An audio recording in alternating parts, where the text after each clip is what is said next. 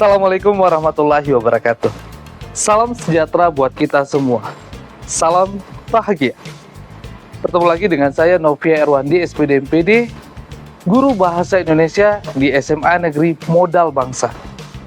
Kali ini saya akan berbagi praktik baik pembelajaran saya, tentunya pelajaran Bahasa Indonesia. Kali ini saya akan mengangkat inovasi pembelajaran berbasis teknologi. Assalamualaikum.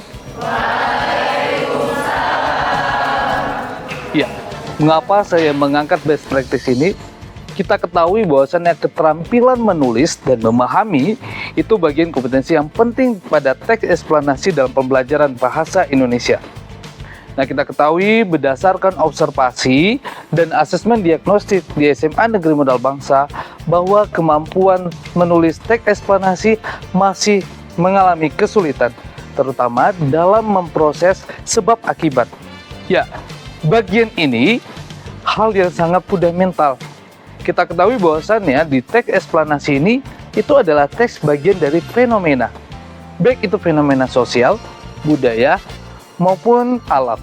Nah, kita ketahui bahwasannya di teks eksplanasi juga yang dialami peserta didik, yaitu mereka kesulitan di dalam menuangkan saat menulis. Mereka masih terbawa dengan bagian dari buku tersebut, yaitu buku teks yang sudah disediakan pemerintah. Akhirnya mereka tidak mengalami perubahan diri dalam menulis, tidak menuangkan dari hasil karya bahasa mereka sendiri. Nah, berdasarkan alasan inilah saya bergerak sebagai guru bahasa Indonesia dan juga sekaligus guru penggerak dan pengajar praktik untuk mengembangkan praktik mengajar yang dimana berpihak pada peserta didik sehingga pembelajaran itu bermakna dan menyenangkan. Tujuan dari latar belakang di sini adalah ada dua. Yang pertama, untuk meningkatkan dan menumbuhkan sikap kritis menulis ilmiah bagi peserta didik. Dan yang kedua, membuat peserta didik itu lebih bangga terhadap kearifan lokal atau budaya di daerah masing-masing. Sehingga mereka paham terhadap konteks masyarakat setempat. Nah, inilah tujuan best practice saya. Ya, ada pun beberapa langkah yang saya lakukan dalam proses pembelajaran kali ini. Yang pertama adalah di mana seperti biasa kita membuka pembelajaran, yaitu dengan berdoa, kemudian dilanjutkan dengan yel-yel untuk menyemangati peserta didik. Setelah melakukan yel-yel, kita melakukan ice breaking. Setelah melakukan ice breaking untuk memberikan kesadaran peserta didik bahwa yang penting dalam pembelajaran, dilanjutkan dengan pertanyaan pemantik. Nah, pertanyaan pemantik ini untuk mengingat materi-materi yang sudah dipelajari. Setelah melakukan pertanyaan pemantik, guru memberikan tayangan video tentang cerita dari kopi ule karing, di mana kopi ule karing ini adalah salah satu kopi yang ada khas di daerah Aceh.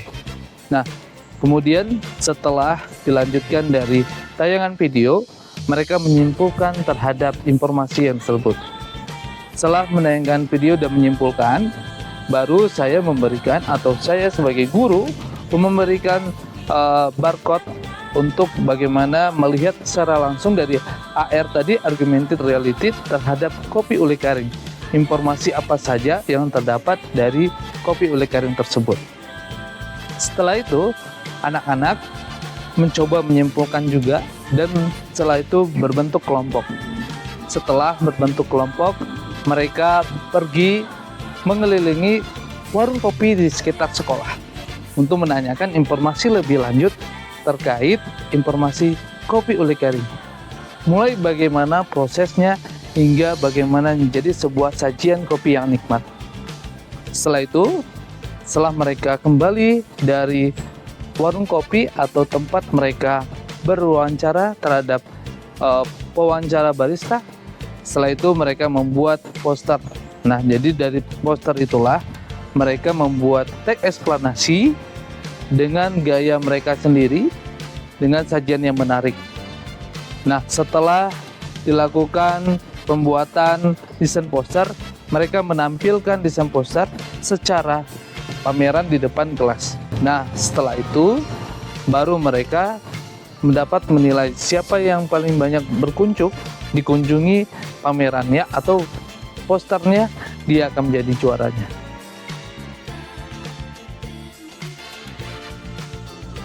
Setelah melakukan pameran, peserta didik diberikan stick note, di mana mereka diberikan satu pertanyaan untuk bagaimana inspirasi mereka, apa informasi mereka yang mereka dapatkan terhadap pembelajaran dari mulai pertama sampai terakhir. Setelah mereka menulis, mereka menempelkan di dinding. Dan setelah itu dibacakan beberapa perwakilan peserta didik.